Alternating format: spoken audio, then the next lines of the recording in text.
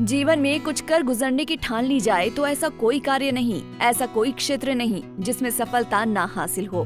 कुछ ऐसा ही करके दिखाया है कुल्लू में भूंतर के गांव पिपलागे के रहने वाले विवेक शर्मा ने। पिछले कुछ सालों में उनके क्षेत्र में सेब की पैदावार अच्छी नहीं हो रही थी। इसी कारण उन्होंने सेब की बजाय अनार के पौधे लगाए और आज उनकी मेहनत और प्रदेश सरकार के सहयोग से विवेक शर्मा हर साल 15 से 20 लाख रुपए अनार की फसल से कमा रहे हैं। उन्होंने अपनी खेतीबाड़ी के काम से 15-20 लोगों को घर द्वार रोजगार उपलब्ध करवाया है।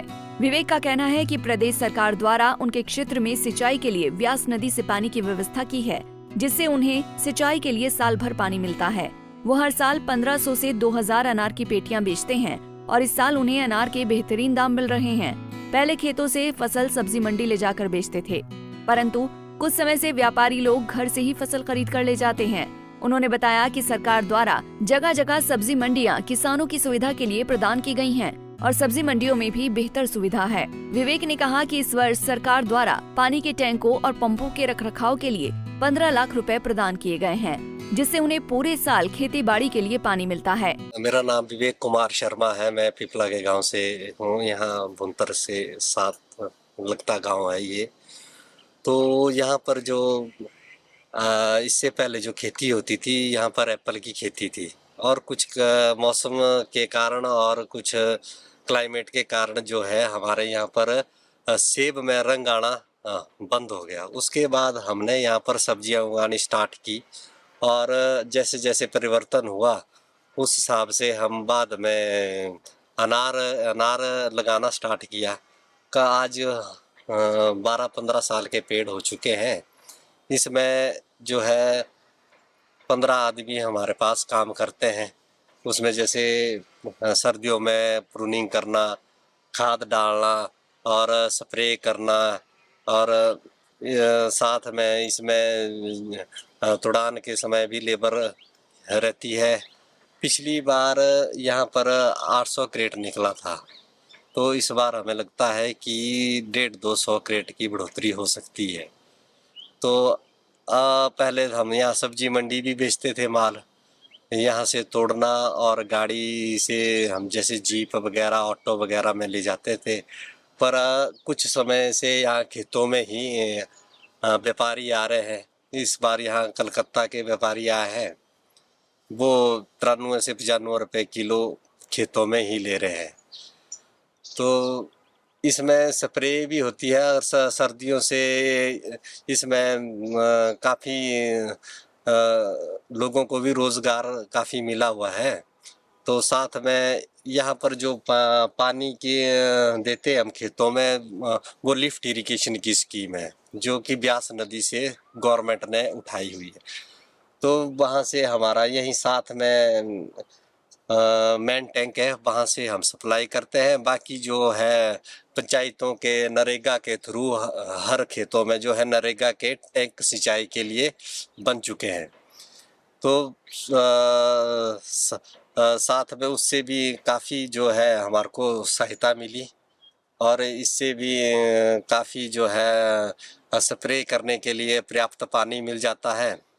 इसमें फ्रूटिंग से लेकर और फ्लावरिंग से लेकर जो है स्प्रे अनार में स्प्रे होती है। तो फ्लावरिंग स्टेज इसकी मार्च से मई तक रहती है गंधारी की।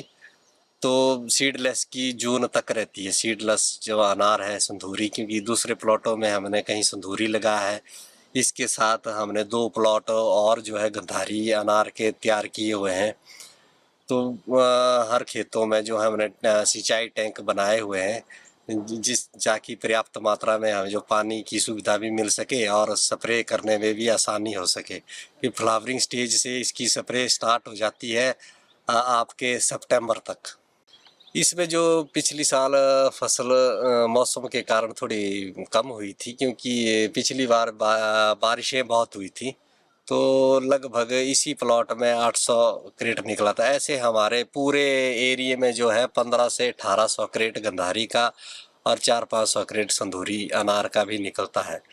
इसमें लेबर का खर्चा भी है, क्योंकि इसमें जो लेबर लगती है 3-4 लाख की लेबर लग जाती है। उसके बाद जो हमारे साथ में फर्टिलाइज़र यूज़ होता है, जैसे खाद है, गोबर है, इसके लिए भी कई बार तो इसके लिए हमने जैसे पशु तो पाले हुए हैं, कई बार हमारे को जो है अपने ही गौशाला का गोबर कम पड़ता है, इसलिए हमें गोबर भी खरीद के लाना पड़ता है।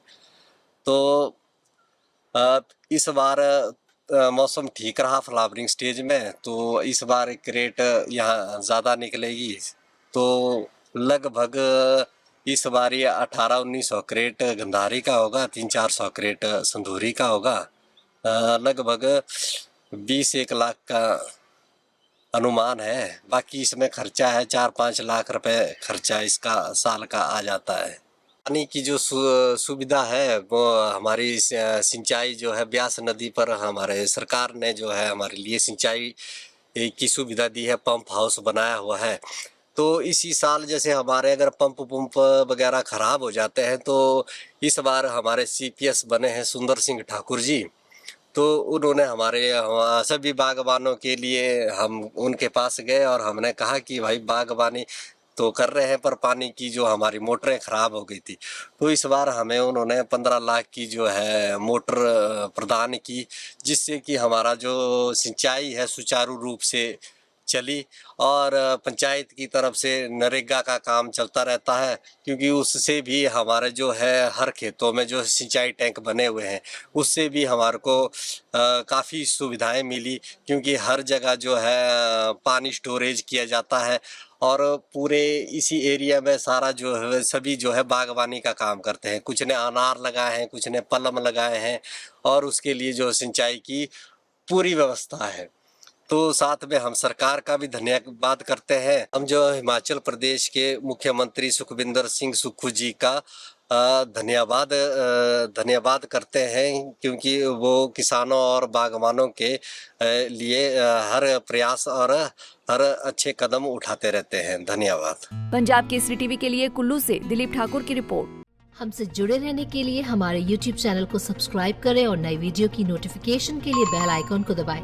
अगर आप ये वीडियो Facebook पर देख रहे हैं तो लाइक जरूर करें और ज्यादा से ज्यादा शेयर करें। इसी तरह के और भी अपडेट्स के लिए फॉलो करें हमारा Instagram पेज himachal.ke।